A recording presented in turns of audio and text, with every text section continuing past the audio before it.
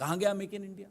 DRDO को 1786 करोड़ आपने आवंटित किए रुस्तम और घातक नाम के जो ड्रोन्स थे उनकी डेवलपमेंट के लिए, उनके विकास के लिए, रिसर्च एंड डेवलपमेंट के लिए।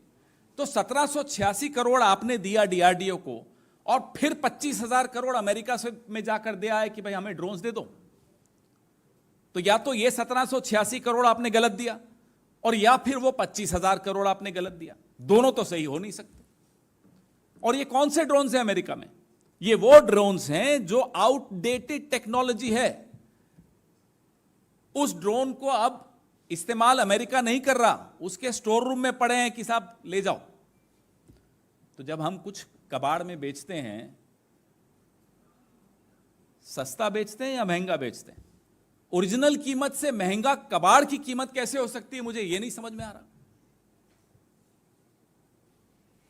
Drones which are outdated in terms of technology are being bought at a higher price, 4 times higher by India. And that after putting in 1,786 crore rupees in DRDO for Make in India for Rustam and Ghatak drones. Look at the contradiction.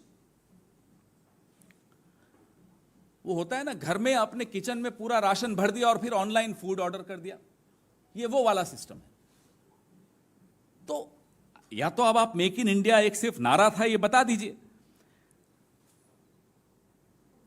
Lok Sabha में एक सवाल पूछा गया इसी drone के विषय में भी, इसी टेक्नोलॉजी, ये प्रीडेटर के विषय में, क्या ट्रांसफर ऑफ टेक्नोलॉजी होगी?